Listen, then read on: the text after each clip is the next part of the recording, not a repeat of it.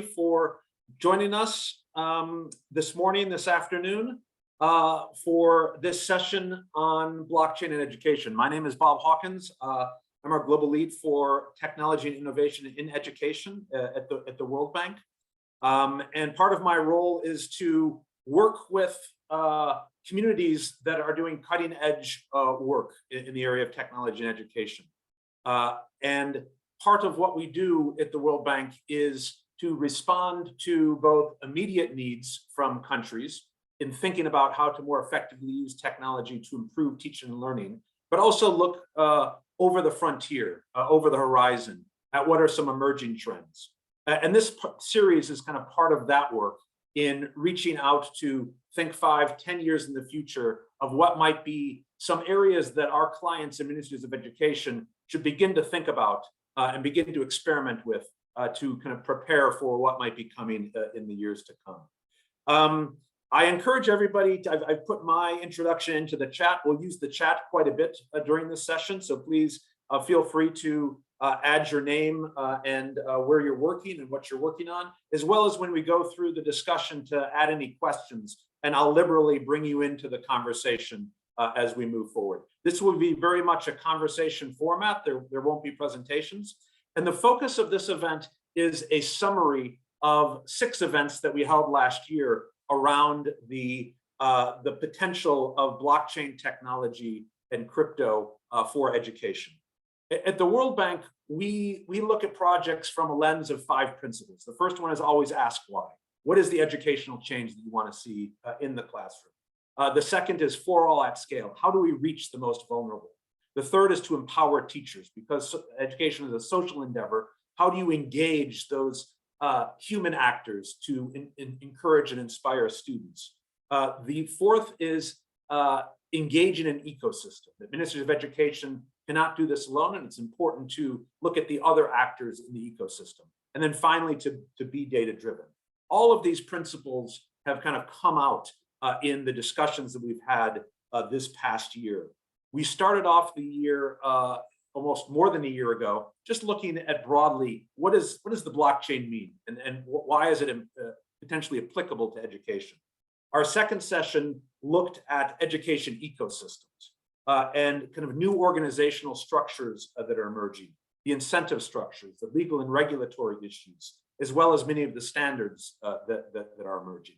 And this idea of ecosystems is very much related to our work on engaging ecosystems. The third area was learner-centered credentials, which is really kind of the use case that we're getting the most demand on. How can you ensure trust in the credentials that young people are receiving from educational institutions? The next session was around the skills economy.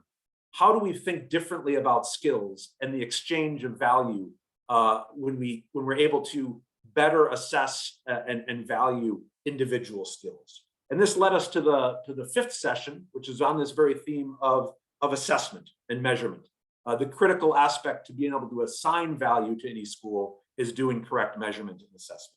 And then finally, we wound up the year with a session on token economics, of looking at kind of the incentive structures, the potential for exchange of value across actors in an education system. How we think about kind of these systems as kind of microeconomies that can develop and exchange their own value, whether it's a teacher providing additional tutoring, whether it's digital content that can be exchanged and can be unique in value, or whether it is indeed the skills and the credentials that those skills represent. Now, from the World Bank side, we get a lot of demand on areas that touch on this technology. From the case that I mentioned on ecosystems, of countries wanting to look at how to more effectively engage a network of partners providing value to their system, and the challenges they have in terms of contracting very small innovative solution providers. To the issue of trust that I mentioned, on how do we know that a credential represents the types of skills that a student has. To the issue of skills itself, how are we able to better define what are the competencies and the skills and assign value to those skills in a skills economy, which we'll talk more about. To the issue of incentives, where we do a lot of work on conditional cash transfer, and how are we assured that we can more effectively transfer value to students that are out of school through the use of tokens, for instance, which is one of the very first use cases that we did in Colombia with a project that we have called Evoke that kind of kicked off this series. Within that project, we also looked at the issue of transparency. For an institution like the World Bank, how do we assure that when money is transferred, that we can see exactly where it goes and then ends up with the end user? And then finally, the vast majority of our projects are what we call results-based financing. So we finance the outcomes as opposed to inputs, but we spend a lot of money on verifying those outcomes. So how can we more effectively develop a transparent system of exchange of value to be able to define those outcomes much more clearly, as well as measure those outcomes in real time with the use of technology? So I just wanted to kind of give a brief overview of why we're interested in this topic at the World Bank and some of the issues that we've discussed this past year. Now, in this session today, we're going to do some reflections both on the past year as well as where we might go in 2022. So with that, let me pass over to Chris Purifoy, who's the partner from LEF for this entire series, to kind of give his reflections. Chris. Yeah, thanks, Bob. Yeah, I'm Chris Purifoy with Learning Economy Foundation. For those who don't know me, I see a lot of familiar faces. It's always good to get us all together here, especially during these wild times in the world. So we really appreciate you making some time and being here with us today. To Bob's point, we've come a long way. Last year we spent a lot of time really building a pyramid of knowledge, and understanding how these types of technologies, these Web3 technologies, if you will, can empower and solve some of the biggest challenges we have in education and employment. And I know that, that there's a lot of passion for this in this crew, and there's a lot of expertise that extends well beyond even what we know and what we're capable of teaching you. So again, I want to double click on what Bob said and, really encourage people to ask questions in the chat, and we want to bring you in. We want this to be a dialogue and a conversation. We find, we've had several of these, and we find that we end up learning more from the conversations than, we came with. So we're really excited. Today we have two sessions we're going to focus on. One is Web3 to Ed3. So we're going to focus on, we're going to reflect back into last year and, cover some of the topics, and we're going to start to look forward into this next year and think, what are some of the things we can be doing to be actionable, to apply research and development towards all of these, incredible issues which need solutions. And in that one, we'll discuss, digital credentialing and ID and all the different elemental items related to this Web3 education universe. In the second panel, we'll discuss earn to learn. So we'll start to look forward and we'll think about incentivized education and, what does this look like as we head into the future and as we start to create new models that can help us not only solve it from a technological perspective, but also from a social and an equity perspective. So we have some really fantastic panelists. I think you'll enjoy it. And again, so please introduce yourself in the chat and please offer up your questions as we go, and we'll pull you in. So I'll kick it back to Bob to kick off the first session. Awesome, thanks, Chris. So let's, without any further ado, let's start our first panel on Web3 to Ed3. And these are panelists that have been very engaged in the last year. I'm going to ask them to introduce themselves, share some reflections on kind of what were some of the main lessons or kind of intriguing conversations that they took out of last year's session, as well as kind of where they see the future and the coming year and years to come. So let me kick off with Carrie. Please introduce yourself and give your overview. Carrie. Sure. Hi, everybody. I'm really happy to be here with all of you. This is obviously a topic close to my heart. So I am from Concentric Sky, which is a platform called Badger. I'm their director of digital credentials, research and innovation. And my role is to think about what is happening, what is coming down the line in terms of credentials in our space, especially right now concerning digital credentials like open badges and other education data standards, but particularly how they align with verifiable credentials. So I am co-chairing, I'm one of the co-chairs, Simone is also here, we're co-chairs of the Verifiable Credentials for Education Task Force, where we are looking at how do we make education data credentials more verifiable, more understandable, and really contain more information, but also make it so that individuals can have more control over their data, right? More autonomy and agency over their data. I think what has interested me, or what I found interesting over this past year, is all of the different conversations regarding blockchain and digital credentials and education. Part of what the work that I do doesn't even require blockchain, right? Verifiable credentials are cryptographically verifiable using similar technology to blockchain without having to use blockchain. But I'm interested in seeing how blockchains sort of integrate with that, right? So I've been curious to see how folks have been considering the use of tamper evident credentials in this space. And in terms of like what I see coming down the line, well, what I've been noticing is a lot of applications called digital wallets, right? The verifiable credentials can go into the wallets, and the functionality that might be happening in those wallets. To a certain extent, I see a lot of forward thinking, and then I see the standards sort of catching up to that thinking, and there's an interesting pace that we're going at. So if you ask me questions about it, I can tell you more about that in more detail. Fantastic. Thanks, Carrie. I think it would be great to come back to you on kind of where the standard space is, because I think this is a really important area that we discussed last year, and it's essential for, I think, our clients, this community to kind of understand what are the different types of standards that are underway, and kind of how you see the space evolving. Let me pass over to Rupert to introduce yourself and kind of share your reflections as well. Rupert. Thank you. Thanks, Bob. So I'm Rupert Ward. I'm Professor of Learning Innovation at the University of Huddersfield and Director of Strategic Partnerships for the International Council on Badges and Credentials. I've been project lead for one of the world's most successful badging solutions, and I've written a couple of books on personalized learning.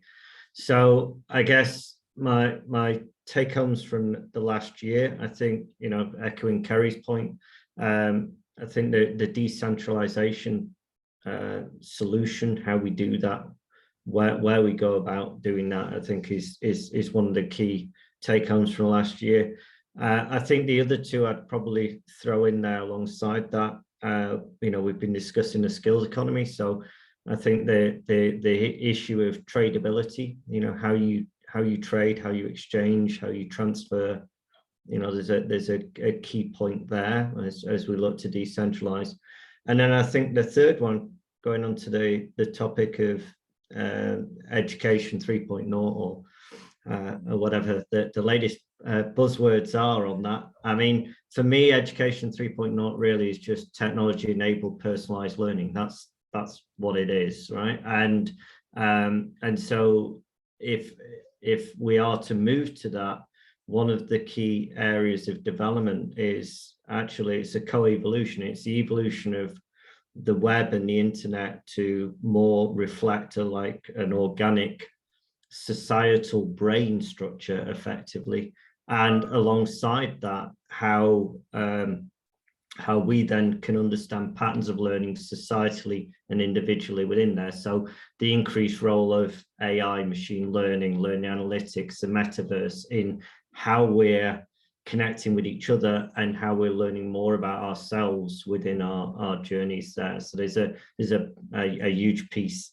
in that, which isn't going to, it's going to take years, decades to develop, but it's an interesting development that's moving at pace there, and that these technologies will enable that. So they're my thoughts. Thanks, Rupert. I'll come back to you also on kind of this question around what are the steps towards personalized learning, and kind of how does the concept of Web3, the ownership of credentials, kind of empower that personalized learning? What is the role of teachers in supporting personalized learning?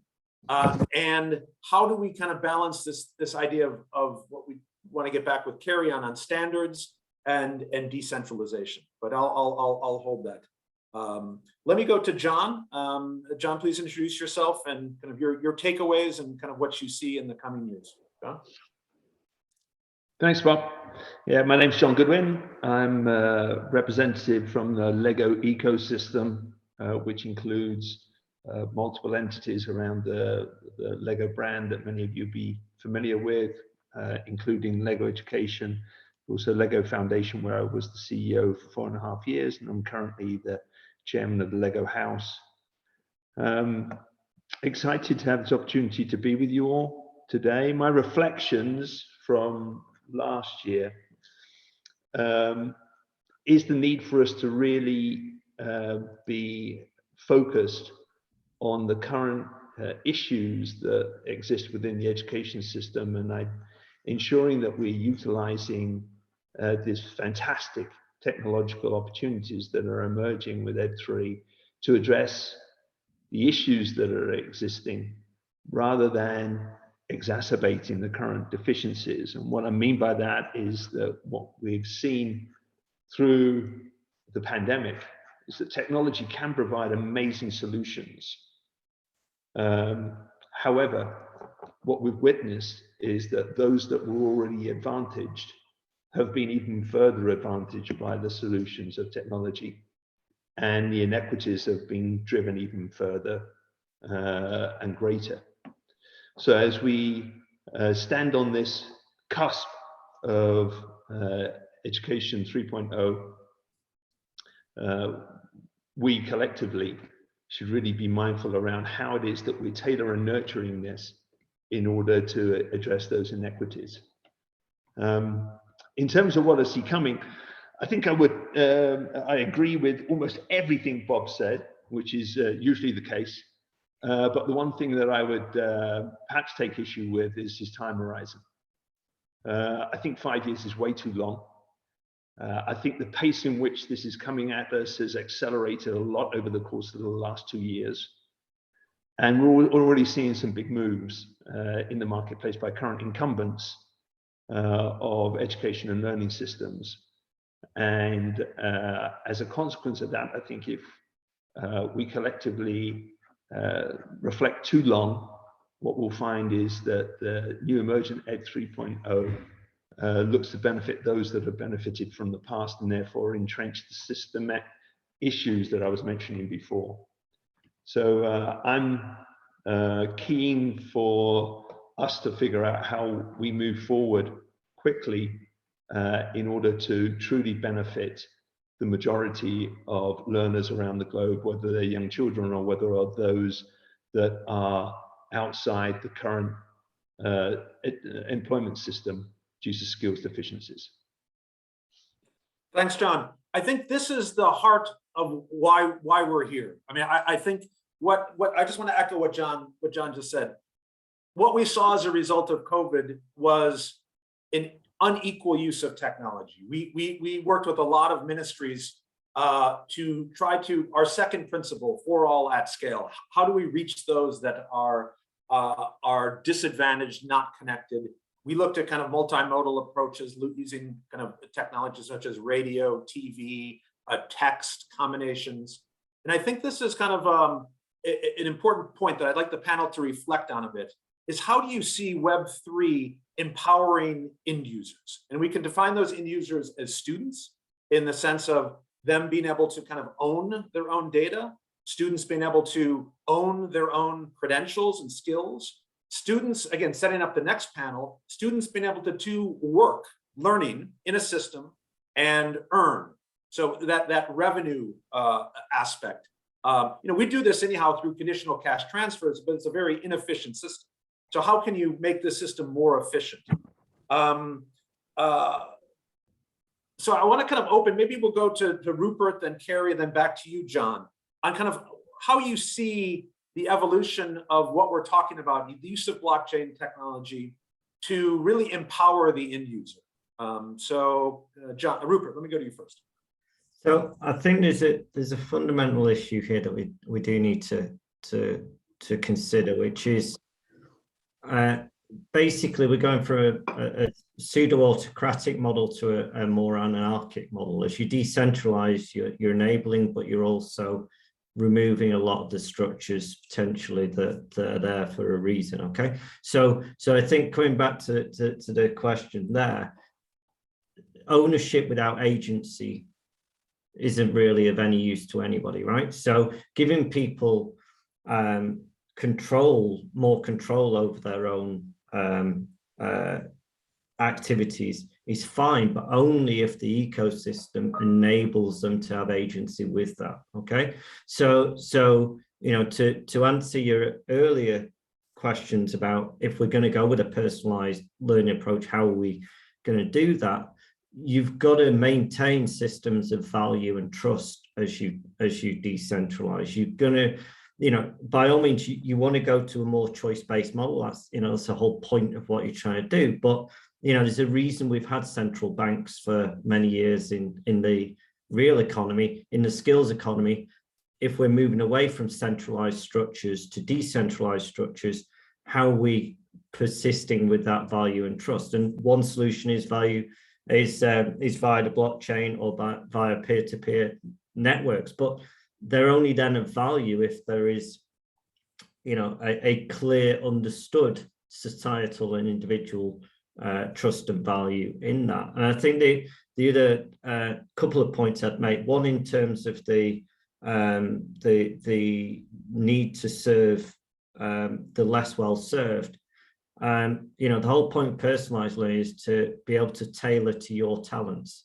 And I think, if we're just on the point of education is traditionally endpoint assessment and fixed activity. So it's like everybody doing the same Ironman competition. Okay, you're going to be good at do the Ironman competition or you're not, right? And we're trying to move from a model that's about endpoint and meeting a certain criteria to one that enables you to get learning fit in your own way. So it's about saying, well, okay, look, you might not be able to do this Ironman, but actually you can get fit by cycling, or you could get fit by doing weights or whatever.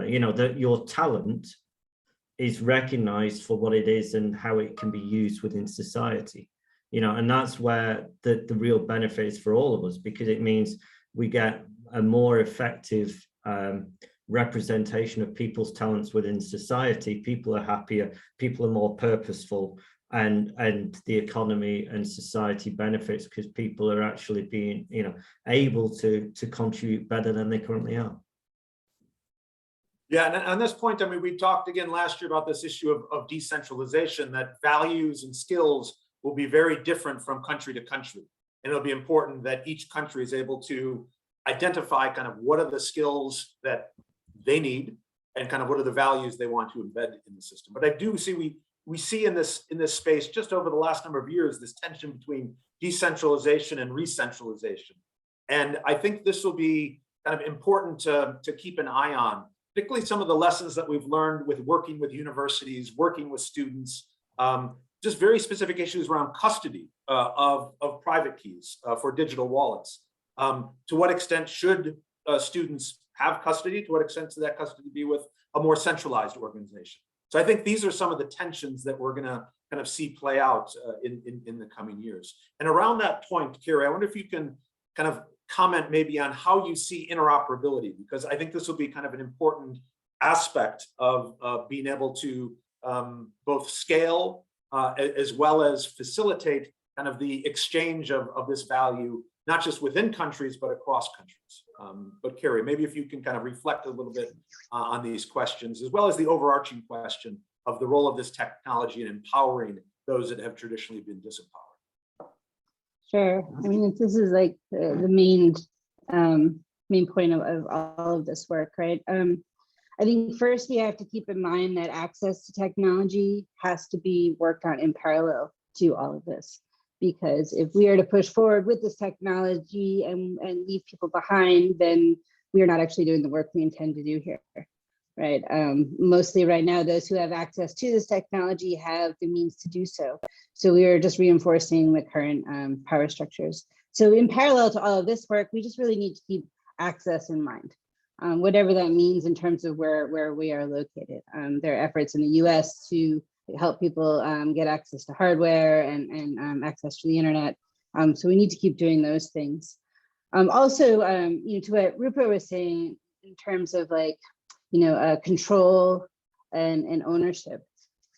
this is tricky, and then this is where we sometimes have to take smaller steps than we would like to, because we are going to have this tension for some time between what ownership of data means and what control of data means. Right now, we're at a stage where we're helping people understand that control of data is possible. Right? Actually having access to your data is possible, and that's a really big step in the right direction. So if we keep pushing towards that, we may get more towards the concept of actually being able to own our data as well. I mean, it is data that we create, so we should have at least like some ownership of it, right? At least shared ownership of it. And in terms of like, interoperability and how all of that stands with this, well, there's been a standard called Open Badges that's been around for a long time. It describes what education experiences could be, learning that happens anywhere at any time. And aligning that with verifiable credentials means that not only can we verify that a credential has been tampered with and that it is in control of the person who has it, but we have more data to understand what that experience is. And now we're seeing that we have different networks coming on board to this, or we have more standards that are trying to describe what experiences are. And hopefully over time, we start seeing a convergence of those, if not globally, at least like in some locations. So there's efforts going on in Europe, there's efforts going on in the US, but still we're all talking to each other through international networks to make sure that we are using some of the same technologies, at least to verify, and in some cases being able to have the same understanding of what properties mean, what the data structures mean. They may not be understanding in the same way, but at least they are being distributed in the same way and managed in the same way. Thanks, Carrie. John, before coming back to you, I just want to see if I can invite some of the colleagues in the group who have been posting to the chat into the conversation. Scott Meyer's kind of raised a number of issues around risk and kind of the risks of being too prescriptive in our measurement of skills. Scott, would you be willing to kind of jump into the conversation just to kind of share some of your thoughts on this? And then I saw that Vivienne, you're with us today, who's done incredible work in the space of AI and skills around some of the issues of transparency. Vivienne, if I can ask you to jump into the conversation as well. But Scott, would you be willing to kind of share some thoughts? Sure, I can just add. I think one of the beauties. And maybe introduce yourself too, Scott. Oh, sure. Yeah, I'm Scott Meyer. I think about Ed3 and do a lot of projects kind of trying to build examples of what's possible. I think the beauty of kind of Ed3 opportunity is we don't have to mirror what exists, like we can rebuild something. And so in our current system, it's really challenging to measure things that aren't quantifiable, right? Like standardized testing and this whole wave of trying to measure these concepts. And I think we all know that some of the soft skills, the creativity and things like that are very important. So I don't have a solution. I've been thinking a lot though about how do we get those things on the ledger, right? How do we account for those and encourage those? So it's not just everyone learning how to trade cryptocurrency or everyone doing yes, no kind of blockchain things. Obviously, I think the project Lego did with learning economy around super skills is like a great start. And so thinking about how do we reimagine some of these wallets and credentials to include that information is an area of interest. Thanks, Scott. No, I mean, this is kind of, we talked about this last year, kind of this opportunity to embed assessment within the learning process itself through technology. And the 21st century skills, we've done a lot of work and thinking around how to do this. In fact, with Lego, John, on how you define these skills, how you integrate them into a curriculum, how you assess them, how do you evaluate their efficacy. And the role of technology of kind of moving away from the standard of self-report to how you might have a more holistic view of peer assessment, self-report along with expert assessment, along with peer assessment, as well as kind of using computer measures. So again, I think this is a very interesting and relevant field that is kind of an open research question. Vivienne, would you be willing to kind of jump in, introduce yourself and kind of share some of your reflections on this conversation? Sure. Hopefully I'm coming through. I was actually dropping my kids off because I'm in California. Gosh, obviously I wasn't expecting to say anything, but I certainly have been, working in this space for some time. We do end up with I don't know. Because I can imagine it's possible, my technology will accomplish it. And you specifically mentioned, for example, re-centralization. It's something that's seen a lot in some of the technologies being described. Blockchain is a good example. Someone still has to issue the credential. Someone has to verify it. We almost might say that if there's one principle to sort of human social interaction, that if a thing is scarce enough and valuable enough, someone will try and capture access to that resource. And it's genuinely hard for me to imagine a technology, blockchain included, that can actually get around that really powerful instinct in people. We've been working a lot in looking at assessment. Oh, I didn't introduce myself. I know some of you on the call. I'm Vivienne Ming. I used to be a neuroscientist at UC Berkeley, and then started a bunch of companies, including a couple of education companies. Now, mainly, people bring me problems, and if I think my team can help, then I pay for everything, and we try and come up with solutions, a lot of which is in the human capacity and human capital space.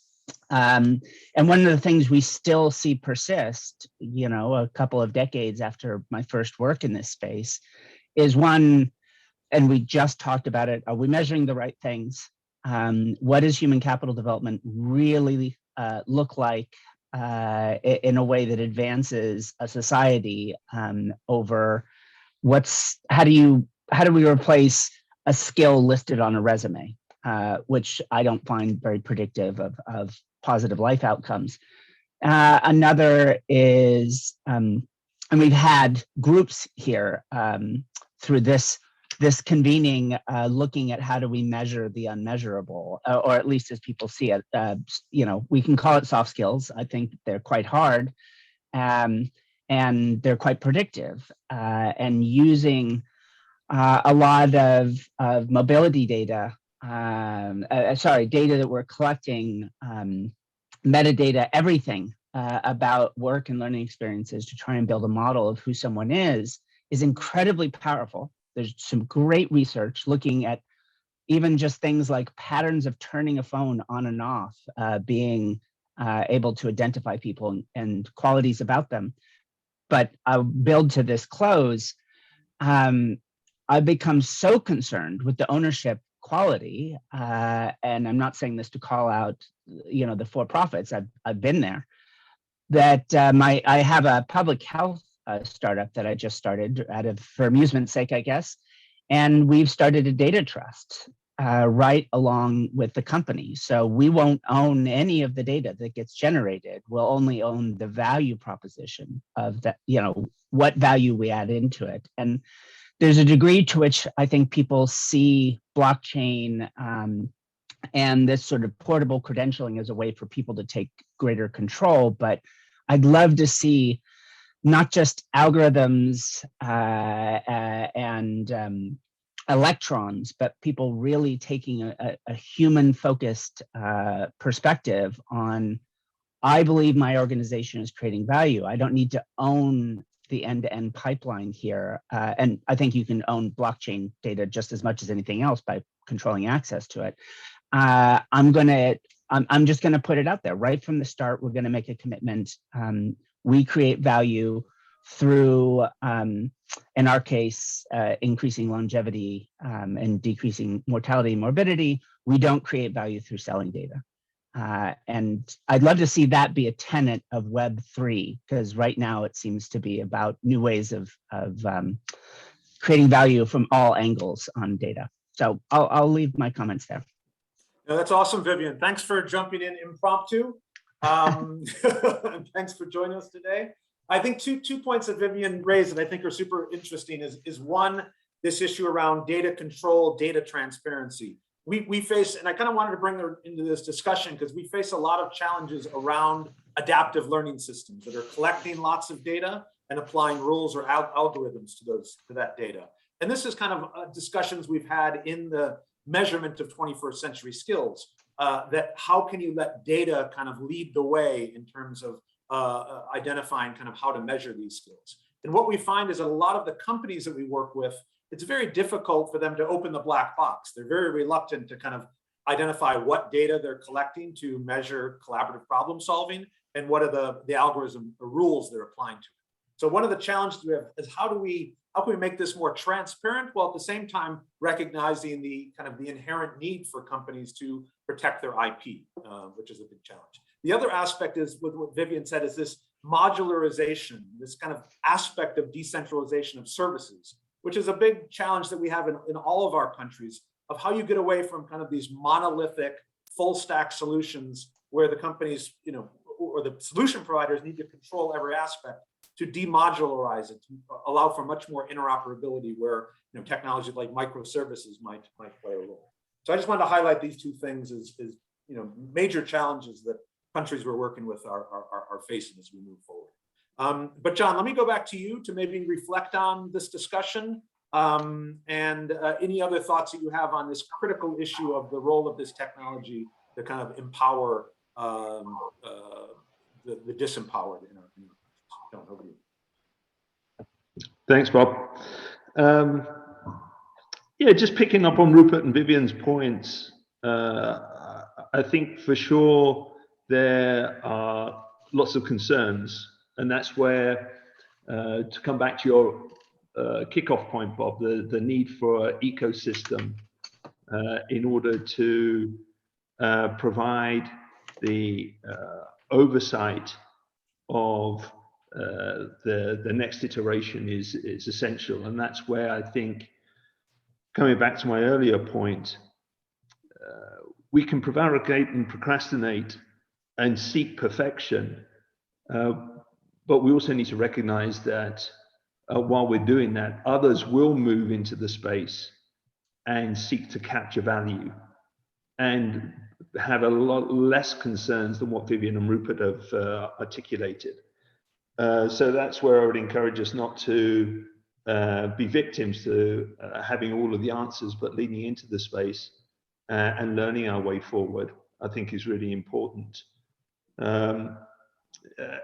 Picking up on Rupert's point with regards to the current education systems and them being endpoint assessment, fixed curriculum based,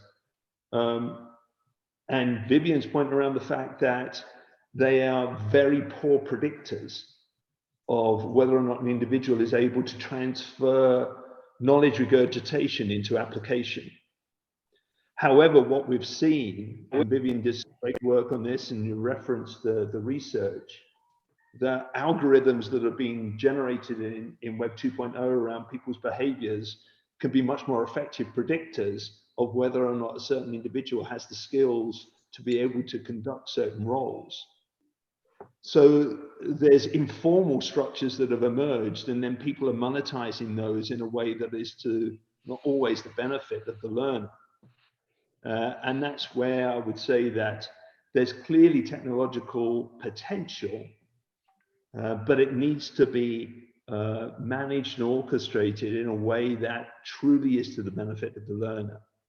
And that's where, at this pivotal phase, the folks on this call need to recognize that and ensure that we're moving in a coordinated ecosystem methodology in order to get to action. Awesome. Thanks, John, for that reflection and to kind of tie up the discussion a bit. I encourage everybody to continue to, if you have any questions, throw them into the chat. I'll try to monitor it best I can and bring you into the conversation. But at this point, we want to pivot to our next panel. Can I just add just 3 or 4 sentences? Because I think absolutely it's critically important. I think Simone put something in the chat about composability. Okay, putting bits together, and just to emphasize slightly more on John's point, because I think it's key to what we're doing. We all have anxiety and uncertainty, and what we want is some clarity on what's going on, right? So Rupert, before you go, can you just give a brief definition of composability for everybody so that we're all on the same page? That we can put bits, well, it's been typed. Oh, okay, I didn't. Yeah, so in the chat, but okay. No, it's just basically the point that you can put things together and you can compose from them, right? So so just on the fundamental point here is our system in education and in society at large is based on judgment. Okay, we try and judge what something is, right?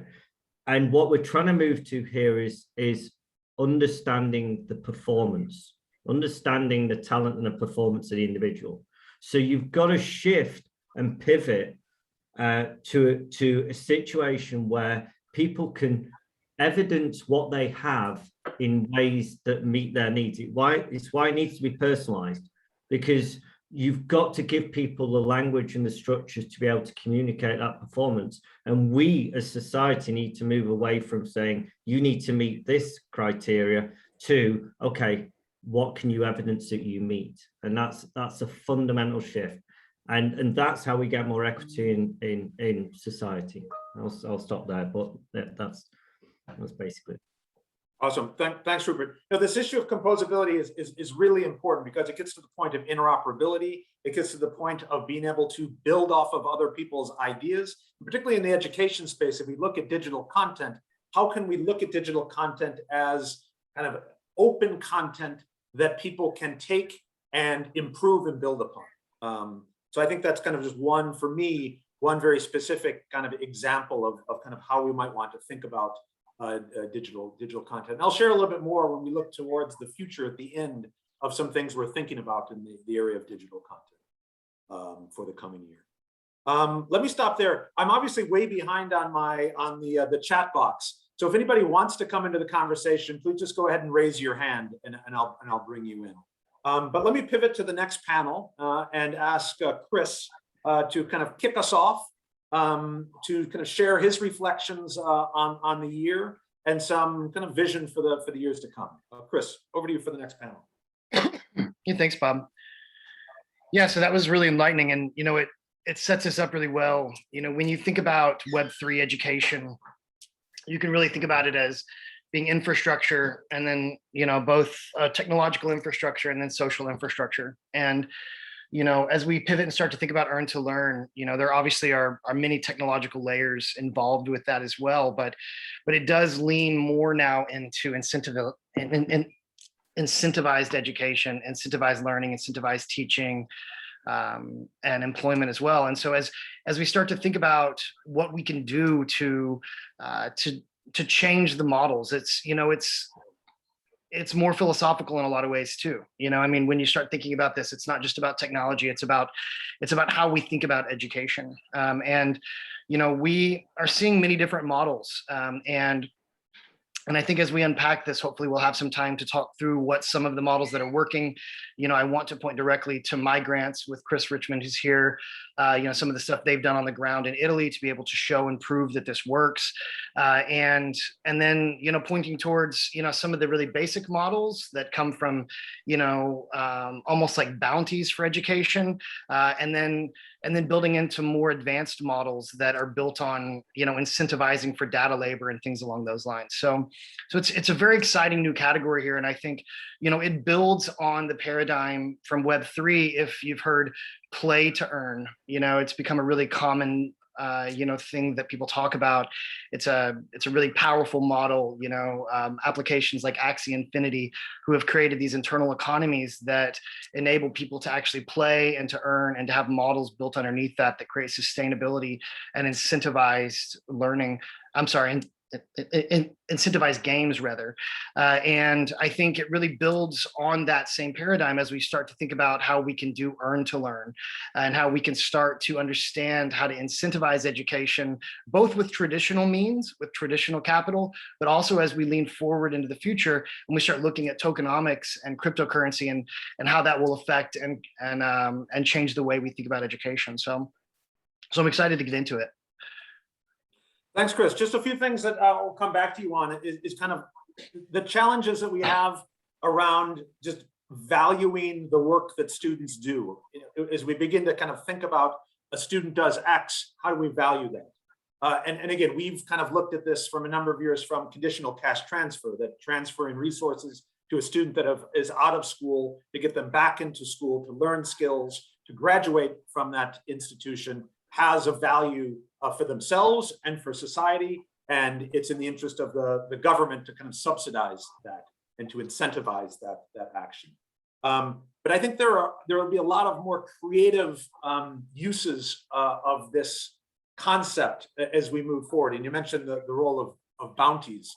You could imagine the need for students to kind of go out and identify waste in their community. And there's a value to having students go out and learn about waste and identify waste and take a picture, and there might be a bounty for that data that is shared. So again, we can maybe think a little bit more about kind of what the future might bring around actions that students could do that could be valuable, and then how do you assess that value, which is really difficult. Let me go to Wes, and I want Wes to kind of introduce a little bit about the learning coin that has been done with UNESCO, and maybe riff on this idea of value as well. Wes, over to you. Sure, thanks very much, Bob. So I work for UNESCO, and much along the lines of what Bob said about the all at scale. And I think that's really the challenge of government is really how do we implement the ideas that we're talking about here today. So something UNESCO cares a lot about is not just developing standards, but what implementation looks like. For example, the recognition of qualifications. That's what I work on in Asia and the Pacific. And what I see is just tremendous gaps. For example, the idea of the Global Convention on Recognition, we have these normative instruments of how we promote transparency in the recognition of qualifications. But the implementation of these systems, the development of qualification frameworks, the ideals that we're talking about here today, and what that looks like in Bhutan, what that looks like in Vietnam, what that looks like in Fiji, and where I spend 90% of my time is, we're worlds apart, and there's a lot of capacity building that needs to happen there. And Learning Coin that Bob mentioned is a very good example of one that has potential. So I'll just briefly introduce that. And then I'll come back to an idea about this new social contract for education, which I think this group can help rewrite a new social contract for education. Bob, something you mentioned last year about smart contracts. So very briefly, Learning Coin, it's a small scholarship program based in northern Thailand, talking about the more you learn, the more you earn. We talked about open educational resources a little bit indirectly earlier, but I want to make that more explicit, that when you have valuable curriculum out there, and learners use that curriculum, imagine being able to give a scholarship for that learning. So for example, Learning Coin uses literacy. When learners complete books and go through different levels of learning, they earn scholarships for their family. They also get a financial baseline scholarship at about $24 in Thai baht for their families. But if they do better than that and they hit their performance targets, that releases a payment. Now, this is the beginning of a smart contract, but it's done manually. We don't have the developers in blockchain to make this a smart contract yet. So this is where we have this potential to do things at scale. But right now we're looking at maybe 400 to 500 students a year that are being served. And these are marginalized children, really tightly integrated with their teachers. So a lot of trusted relationships, as well as technology and open educational resources that make this possible. So I love, the integration and potential there, but really something, when I finish, I'll put that in the chat about Learning Coin, just as an example of something that I think has a lot of potential, and I'd be happy to connect you with my colleagues there. The other idea I wanted to briefly touch on was the role of scholarships in public financing, official development assistance. We're talking about billions of dollars in development assistance, and no common definition of the role of scholarships of how we incentivize learning. So, we don't want to lose traditional systems in the past. We want to figure out how to make these into what I'm calling, and the EU is calling, individual learning accounts. And I think this is something we need to keep digging into, is to figure out how we can get back to some of the ideas that Rupert was talking about. Individualized learning accounts is a way we can put some financing on that and kind of do Learning Coin at scale with diverse financing, including public financing. And I think this is something we need to keep looking towards. But just wrapping up on, just as we come back to this idea of a social contract for education, this group, I think, can really help rewrite that future in the context of the Sustainable Development Goals. So we need to be thinking and realizing that we're not on track for our development agenda. And this group is already challenging understanding of scholarships and learn to earn. So I hope we can think about outputs from the group this year and think about what we want to write and contribute to, the Secretary General's major education summit that's coming up in September. So transforming education, you'll see that summit coming up in a link in the chat that I'll post. But I believe this group can help with a policy brief, a think piece about the work that you're doing even on this talk here today. So really a great pleasure just to be part of the conversation with this group. Thanks, Wes. No, I mean, I think one of the questions that we kind of thought about as a global public good moving forward is this idea around a set of smart contracts, and smart contracts just being if-then statements. If a student completes an activity in a learning platform, then he's provided some value in the form of a token. If a student receives a grade of over 80%, then he's provided value. If a teacher gives an assessment that is a correct reflection of that student's knowledge, then she would receive some value. And again, we tested this in Colombia, where kind of the tokens were then applied to a marketplace where the students got cell phone minutes. But there's a lot more that we can do in terms of developing these types of open smart contracts, the if-then statements, to kind of incentivize actions in an education system. So it's a very exciting area for me that I think would be, for those that are interested, to kind of connect with moving forward. That's a good segue to Jakob, to share a little bit of the work he's been doing around the broader idea of token economics, which is the application of economics to crypto tokens and kind of issues around supply, usability, value, et cetera, which is kind of essential to this idea of exchange of value across education systems. So Jakob, maybe you can introduce yourself and kind of reflect a little bit on the discussions that we've had this past year and where this field might be moving forward for kind of you and your team. Jakob. Absolutely, thanks. Hi everyone, I'm Jakob. I work for the Research Institute for Crypto Economics in Vienna, and I'm also double affiliated. I work for Token Kitchen, where we do more applied token engineering, token economics research, and help people figure out how to navigate the space, essentially. There have been quite some keywords that I really like so far, so I'm really happy this discussion is taking place. And Bob, thanks for starting it off with the mention of tokenomics, which has been a buzzword over the last year with, in my opinion, way too much focus on it. We need to be thinking about the steps before that. We constantly get approached, what should our supply be for this token system? Who should have which rights in the system? This is a much broader discussion that we need to have for all of these systems. In many ways, we are designing ecosystems, and this is something that we've been stressing for the past 2 to 3 years. And many traditional design decisions factor into this as well. Just that now we have a bit of a wider design space, is something that we often call it, where before we had to have some middlemen, now we have the option to not have them. Let's not forget that we can have them after all. Something that comes up with this quite often is, as mentioned before, the modularity of components that we now have. And I want to stress that this is going beyond we only have to develop this component, other people can build on it and build with Legos a more consistent system. I think that this goes towards all of the aspects that we're discussing here. What value do certain communities have? Well, if we have separate modules, these modules can easily be tweaked, and every community can decide upon values themselves. And this also goes to modularity over categories, and the topic of play to earn and video games has been mentioned. We can build these modules in a way where we can have a DeFi, a decentralized finance module, interact with a earn to learn module, which interacts with a play to earn module. So we can have all of these various categories of innovation that are going on, use them and not build from scratch all the time. And this is also something that we've been stressing. Don't rebuild everything. Take components of others. This is one of the key ethos, or one of the key kind of benefits, and what everyone is stressing. Hey, let's build this together. This is the new Web3. Let's not stick to what is our profit, what have they built. Let's not take what they've done. No, let's build it all together. And in that respect, I also really want to put the focus, and I've been following the scene a little bit on video games. There's so much experience in video games on what works and what doesn't, and using these insights will be integral to earn to learn as well.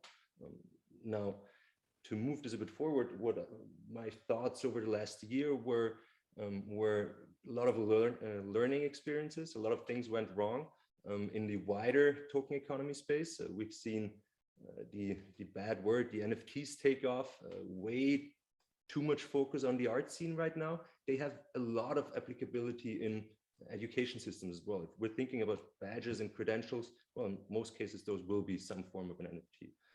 Decentralized exchanges and all of the pitfalls that come with them. Front running, well, we need to think about who sees this information. This is all in line with the privacy again. We need to focus on not only getting transparency, but getting transparency right this time. Because we see a big push towards transparency without the focus on privacy. And that can go wrong really fast, especially once we're talking about credentials that are based on personal information, et cetera, et cetera. And we just recently saw, that was a big topic at our university, for example, potentially a mixing service on Bitcoin being figured out and broken. And for many people, this was one of the last bastions of privacy on Bitcoin that cannot be broken. Nobody will break it. Yes, people will break cryptography all the time. We need to figure out, first of all, how to make it harder, and second of all, how to solve the issue if something gets wrong with personal data. And if we don't get this wrong, if we don't get this right initially, we can pretty much forget blockchain for education, because this will be an integral part in the future coming on. Thanks, Jakob. I love the tensions that you highlight around, what we talked about before, decentralization versus centralization, and kind of the role of the middleman. Because a lot of what we talked about in terms of trying to reduce costs and results-based financing implies automating this and getting rid of the middleman. Is that really a viable solution in terms of getting good measures on skills? The tension between open and kind of I think one of the promises of crypto is kind of this middle ground between kind of the open source software movement that was kind of reputation based, and closed software, which is purely commercial. And is there a way to develop a more modular system where unique digital content that can be created with a value, the creators can be remunerated, and at the same time, that content can be composable and can be built upon? And what is the model that it accomplishes that, I think is going to be an interesting question as we move forward. And then finally, this transparency versus privacy. Again, one of the objectives that we were looking at for our disbursement of funds was that we wanted to see exactly, the flow of funds down to the end user, down to the student, where they then applied it to the marketplace. In what cases does that infringe on privacy? And that level of transparency should not be applied. So these are fascinating questions. Let me move to Stela to kind of maybe reflect, Stela, a bit on this discussion, the work that we're doing in the World Bank, and kind of what excites you the most in terms of applying this technology to our clients. And I encourage everybody, if you want to jump into the conversation, I'm failing at trying to follow the chain. So just go ahead and raise your hand, and I'll bring you into the conversation to say something. Over to you, Stela. Thank you, Bob and colleagues. I would like to build on the point that was raised by Jakob about the middleman, but also the comment that Matt has put in the chat. How do we better understand and prepare for different adoption paths?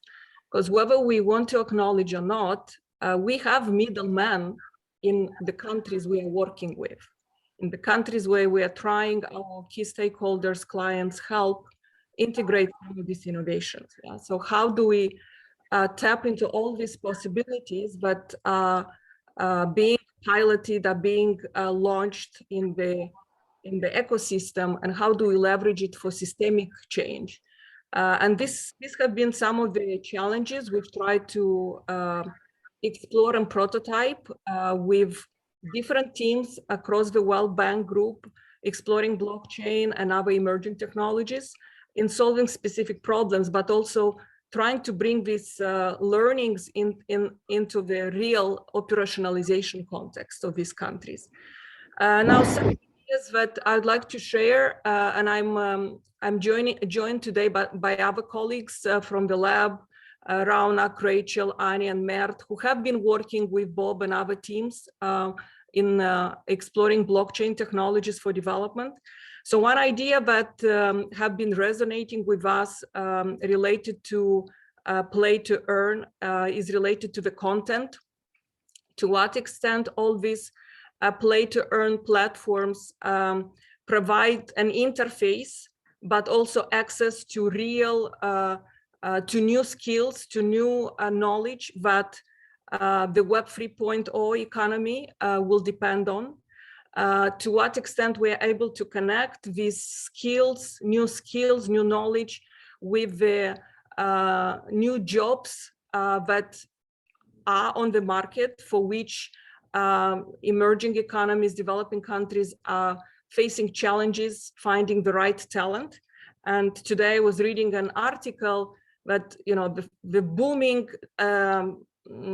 startup ecosystem in Nigeria is facing challenges in hiring for these new opportunities, for these new jobs that are coming on the market. So how do we connect the play to earn, the new digital content that is needed, the new skills with the new jobs that are coming on the market? And here I see the role for us to consider the role for the middleman. Yeah, where do public policymakers, the government, the ministries of education, where do they step in? Or where do we bring the, not just the technology companies, the tech startups, but other companies that are part of the local economies of in this specific country context. Another idea which we have been thinking about, again, it's about the gamification. And here we have to play not just with blockchain. There are many other technologies that are supporting the innovation, the new services, new platforms that are coming to provide these opportunities. And if we've seen in many of these projects AI coming up and being one of the technologies that is being leveraged, and in addition to data privacy and so on, where do the ethical use of AI stand? And along with facial recognition and other technologies and other effects of using these technologies. Another point which we wanted to bring is about how do we inform and educate policymakers? Because we are working, we will be able to leverage this innovation, adopt all these opportunities, leverage these opportunities, adopt these technologies, if we are able to bring the local partners in the process. Again, if we are talking about systemic change, or we just want to stay in the, these good projects, pilots that might come up, take off and be successful, but will these successful projects lead to systemic changes? And another point here, we are coming from the technology angle. We stay in the technology space. We want to understand how all these technologies can be operationalized in a healthy manner, in a smart manner. And a point again, and Bob, you spoke about interoperability. Interoperability of what? Yeah, so we have to be specific into interoperability with the existing technology-enabled service delivery models, or interoperability with the future technologies that will be leveraged by different partners in the ecosystem. I think we have to continue building on what is being already done, continue moving beyond just prototyping, and jointly finding ways to support our countries in adopting some of these innovation projects.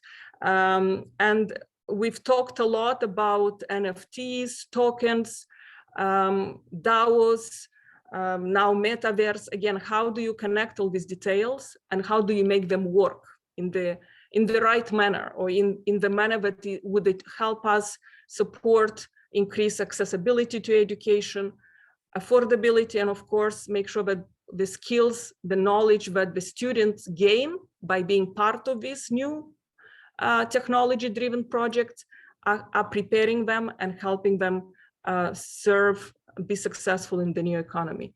And looking forward to learn from other colleagues who are part of the conversation and maybe join efforts and try to tackle some of these challenges. Bob, over to you.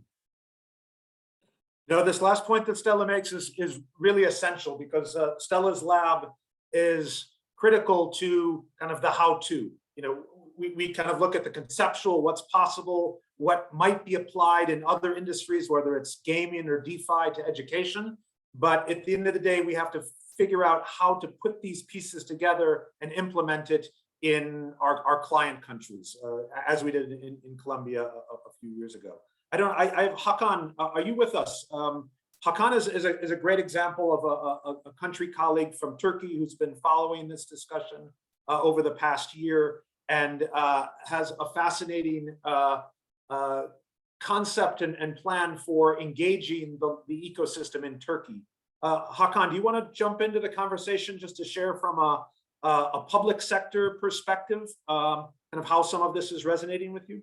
Yeah, thank you very much, Bob. It's really nice to hear all of the experts here. Actually, from public perspective, we can say that I love a concept. Ministry of Education or Ministries of Education will not be a Ministry of or Central Bank of Education in near future, from my point of view. Actually, this is the case. Of course, we are considering the possibilities about blockchain applications, of course, but the critical point is the valuing the students' skills or teacher skills. This is the key concept from our side. But we are going to try. I hope that we're going to try some solutions about peer learning or learning credentials for teachers training. We are going to build a lab, a professional learning lab, in which we are going to try new approach to training the teachers, evaluating the teachers' skills, and offering some personalized teacher training courses. This will be one of the topics we are going to work on in the near future.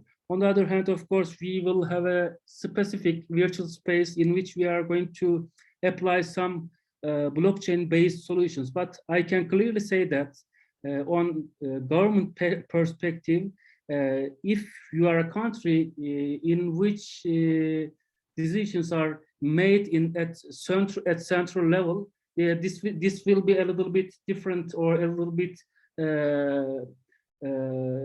difficult to implement some blockchain solutions. But on the one hand, you are a central Minister of Education. On the other hand, you are going to try decentralization in training or delivery of training. But we can clearly say that we need to decentralize the training of the teachers. We need to personalize teachers' trainings. So this is the key concept. We need to have some skill maps for teachers. And from my point of view, blockchain will be a good technology to implement some of our challenges, to address some of our challenges. This is the key. But I can clearly say that in near future, it will not be possible to apply throughout the country, but we can create some prototypes or some pilots. We can test it in our laboratories or in some of our systems in the future. I hope so.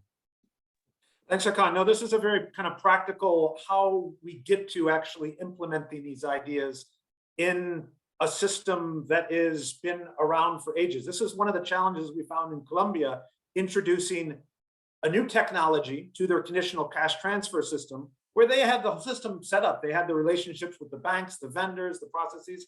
It was a legacy system that was very difficult to change. And this is, I think, a challenge, Hakan, that would be interesting in Turkey, is what are those steps that a country can take to begin to experiment and test some of these ideas? And I think a very practical step of working with teachers might be something we can look at with you in Turkey. I'm just kind of looking through the chat, and I know Vritis, there's been some comments, but let me go back around to the panelists for any further reflections.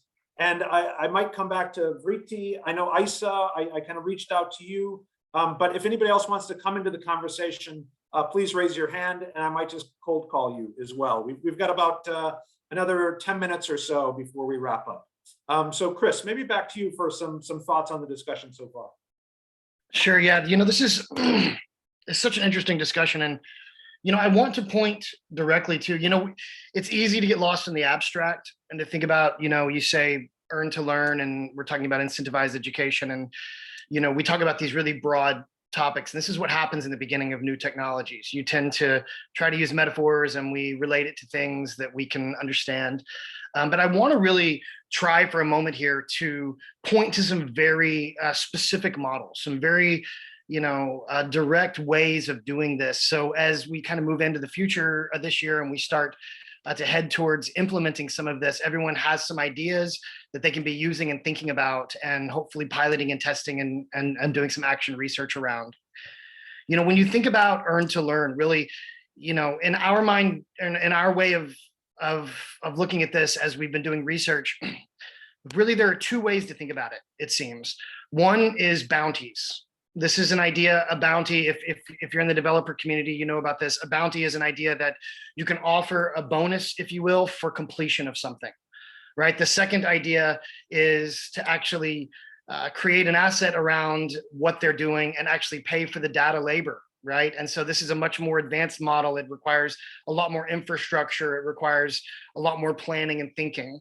The first, and I think that it exists on a spectrum, and we can build from the beginning on. And so when we start thinking about bounties, again, I want to point back to my grants. This is a project that's been happening in Italy. I think Chris Richmond's is on here somewhere.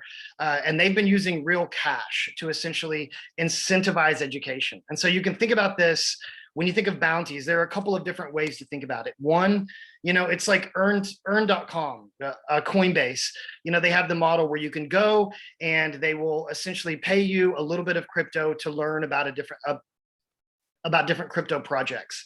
And so the idea of a bounty in this first regard is more philanthropy or marketing, right? It's either something where you have an organization or a company like, at earn.com, where you have a crypto that's saying, we want you to learn about us. And so we're going to pay you a little bit of a bounty to come and learn. What Chris is doing over in Italy is more, we're going to, it's a mode of philanthropy. We're going to pay you a bounty, a grant, a payment if you're going to learn something specific. Okay. And inevitably this is really good. And it has proven the model. It shows that it works, but these modes are, they're again, it's good because there's impact, but that money goes quick. You spend it and it's done, right? Another way to think about bounties is then to start thinking about credentials as locks for the bounties. This is some models we're working on. We're currently building an earn to learn platform, which will allow you to mint different earn to learn models next year. So, if people are interested in this, please reach out to us. Hopefully someone on my team can put an email in for Learning Economy Foundation. We are a nonprofit. We're collaborating. It's very much about Web3 and doing this as a group. So if people are interested in these models, please reach out and we can discuss how we can do pilots together or how we can collaborate with you. But in terms of bounties built on credentialing, you can think of these credentials almost as microdiploma locks. The idea here is that maybe you're an employer and you want to hire developers or you want to hire an accountant. You can lock a specific job application on a credential that you believe proves that this job has value. So you can say, we're going to spend a small percentage of what we're going to be spending to hire these employees. And that small percentage will pay out $100, $200, $500 as a grant or as a bounty if you'll earn a certain credential that we believe proves you have the skills, and if you'll agree to enter a hiring relationship with us, right? So these are other models which extend past the philanthropy into modes where we can start to equalize the talent pipeline.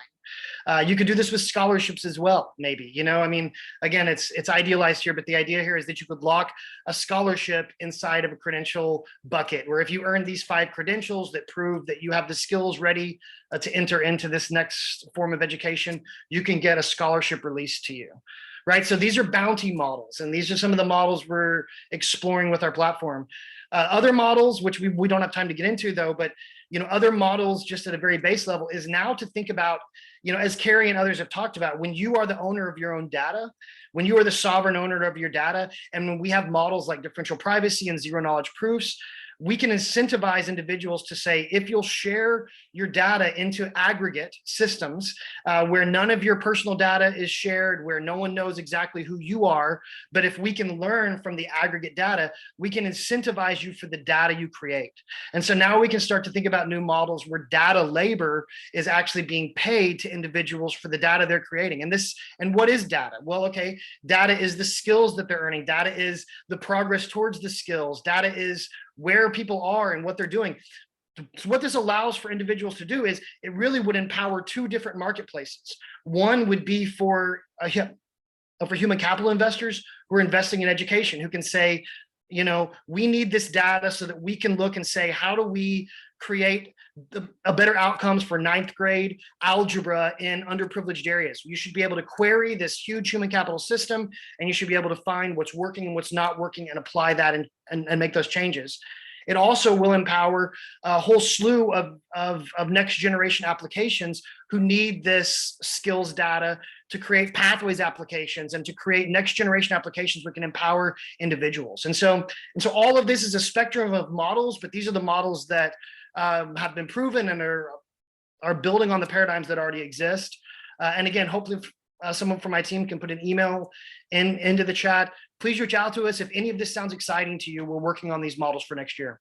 Yeah, Jakob, maybe you can jump in here, because this kind of I want to bring back the points that you made around transparency versus privacy, because as we talked about before, issues around AI and the black box.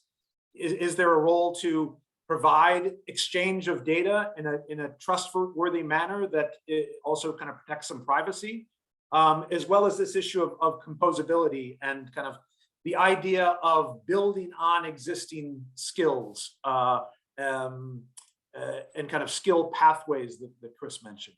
But Jakob, those are just two ideas that I wanted to kind of reflect on, but take the conversation wherever you want. Over to you, Jakob. Absolutely. This is a super interesting point, and I'm sure we will get very, very interesting models of how we aggregate this data, how we share it, how we exchange it, how we price it, et cetera, et cetera. I just see a word being thrown around, especially in the chat as well, which I'm a little bit weary of still, which is zero knowledge proofs, where this has become a bit of and maybe Jakob, explain what a zero knowledge proof is, just very quickly, if you can. Very quickly, it's a cryptographic method where we essentially prove something without revealing the information behind it. Usually what we do is we, in blockchains, we prove that we are allowed to spend money without showing further information behind it. However, this is not yet fully solved for more complex applications. And it's a bit of a tricky topic where a lot of the pitfalls that we have with blockchains, where privacy is a big issue, is right now sort of being solved by saying, well, zero knowledge proofs are going to solve it. And I'm a bit careful with doing that. We're currently working on a paper in tax policy where we initially started out as zero knowledge proofs are not the answer. So that's why I remembered it right here. But I think that we will get towards these methods. It's not impossible, of course, but it will take time. And if we're talking about actionable and operationalizing, then referring to zero knowledge proofs for these more abstract cases, I think is a bit too easy. However, as you said, modularity and these models, I love the concept of bounties. I think they should be used much, much more. And I think that we will see also a lot of mechanisms that we've seen in other categories trickle down into bounty hunts and trickle down into education then. For example, not only submitting 5 tokens and then you get the scholarship, but also in a sense, locking up certain stuff and then being allowed to solve certain challenges and then gaining new stuff. So there's various complexities that we can build upon and build really specialized learning experiences. I think that especially in many developing countries, we will see a big push for search of talent. And I'm currently being approached again for developer talent in countries that currently do not provide enough developer talent, because developer talent is so rare right now. Everybody's looking for it everywhere.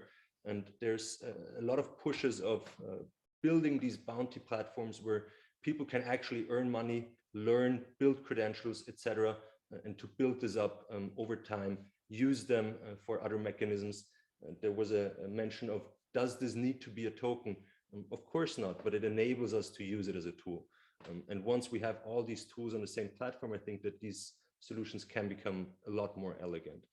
So I think a lot to figure out still, but we're on the right track. And while I throw buzzwords around as well, I do stand against throwing around zero knowledge proofs too easily right now. Thanks, Jakob. I want to bring a colleague, Juan Barón, into the conversation to, I think, give a perspective of what all this means to the problems that we're facing in a number of the countries he's worked in, through the work that we've done on adaptive learning in the DR to the work currently being undertaken in Pakistan. Juan, can I bring you into the conversation? Yeah, no, thank you, Bob. This is very interesting. I think from reflecting a little bit and considering myself a competent technology user, like 50% of the time I have no idea what you guys are talking about. So and that basically tells me that if that's the case, our clients are probably a little bit in a worse position than that. So I think one of the things, and maybe that's where we, the bank, can bring a little bit of an answer to that, right? So there is, like someone else was mentioning about capacity building, what this is, how can this be used, right? So, and I just want to, like to bring the discussion is like, okay, how can we really use this, like just as a general reflection, it's not a criticism, it's just like trying to identify for us also and other institutions like UNESCO, UNICEF, others that work on this, how we support clients and much better. That's the first one. The second point is that is related to that. Sorry, I'm going back to I wrote the second point. What was it about? Sorry. Bob, do you remember the second point that I wrote in the chat? I have been horrible at following the chat. Yeah. Iñaki, do you have that point in the chat? Yes. I think that, Juan, you were mentioning two things. One, the capacity of the countries, and the other one, challenges for expansion in terms of monetary incentives. Exactly. I think one of the biggest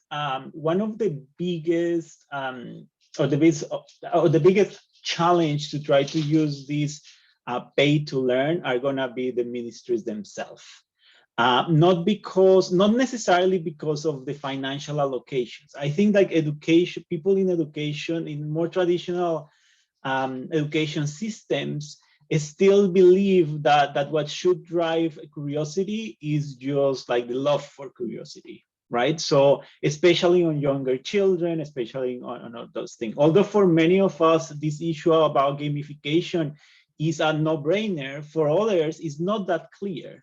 And when you add to that, like giving incentives in whatever name you call it, as the previous speaker mentioned, I think that is an issue. This is not a criticism. It's just like trying to identify some of the challenges that the incumbents, in a sense, will have for transformational change for technology in education. One example of that, for example, is the Teach for Performance that we do in other work. I mean, there are like so much research done that Teach for Performance in general works well, but it hasn't taken off because there is not that acceptance that we should be on top of the salary paying teachers for performing better, right? So it varies for country to country, but just trying to bring this aspect on implementation that for us at the bank are very important and that we deal with on the day-to-day. Thank you very much. No, these are excellent points, and the evidence is mixed on teacher pay for performance, let alone kind of incentives for students. And again, what level of student are we talking about? So there is the risk that you kind of corrupt the system, but you want to look at different incentives too. I mean, again, one, we do conditional cash transfer, which is a transfer of resources to incentivize students to learn. The other issue is in, okay, Juan. Bob, no, just to go back to that. No. So we do it. I mean, I'm not saying that we shouldn't be doing, but we do it. And then now, because we did it with cash transfers, the whole discussion about cash transfers is how do we get people about graduating from cash transfers, right? So it's like when they achieve the result, how can we reduce that? There are also some papers, more philosophical papers about whether we should be paying for some of these things with money, right? So in a sense, there is a whole discussion. I don't think this is settled, but wherever your position is, this will be a conversation that is important to have in the way that you structure it, right? So it's money, is it games, is it budgets, it could be access to services, it could be access to other things. I think that the more you water down like the money angle, especially for pre-K, I think the more successful it would be. For training, I think would be great, like the thing that you were doing in Colombia. I thought that was great. For the skills for older students, I think that would be great.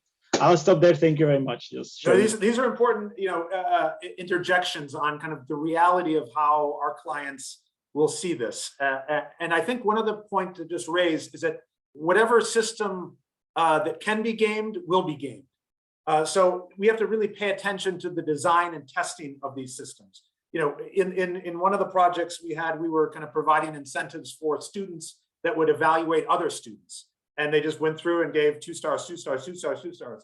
So then we said, okay, well, you have to evaluate and provide some comments in order to kind of receive the incentive. So they go 2 stars, great job, 2 stars, great job, 2 stars, great job. So again, we just have to be recognize kind of the design of the systems and the risks of it being gamed. And I think Juan, you're a good example of kind of what resonates and what doesn't resonate. Like, what the hell are you talking about? And oh, this is interesting, I want to learn more. Maybe just before we move on, just kind of one example of what you found interesting and you want to learn more. I think, so I made a note on individualized teacher training that someone mentioned. I think that we have been focused, or I have been focused personally on trying to deploy platforms that have individualized student learning directly, but I think, and I see the need for teachers, and I don't think I see many. So I was surprised a little bit by some comments.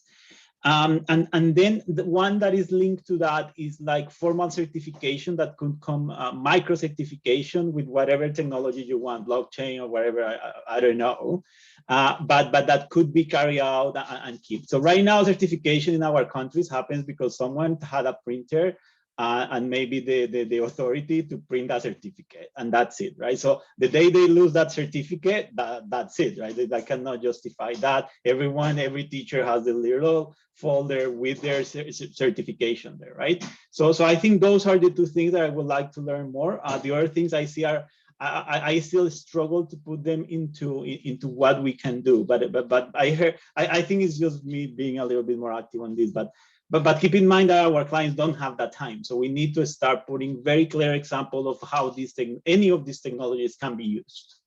Yeah, no, we just had the discussion with Pakistan on this very issue.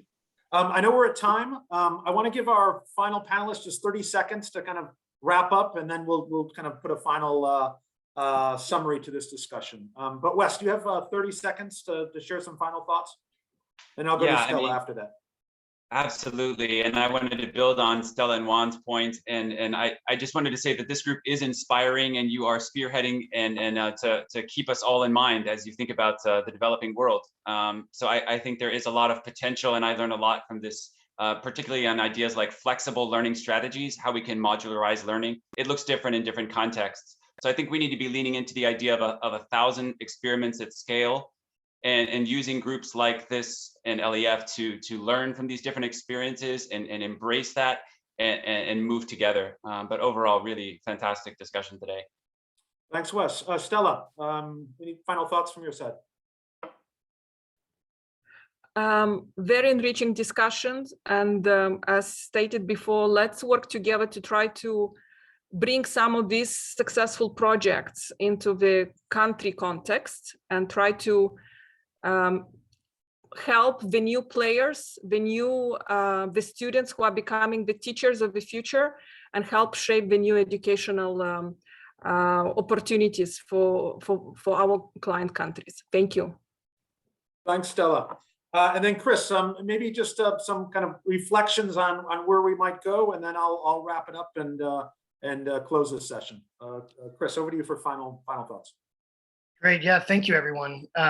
This was amazing. And, you know, again, as we predicted, we've learned more probably from the conversation than we knew to begin with. So that's the importance of this community. And I want to just give a special thanks to Bob and to Dean and to Naki.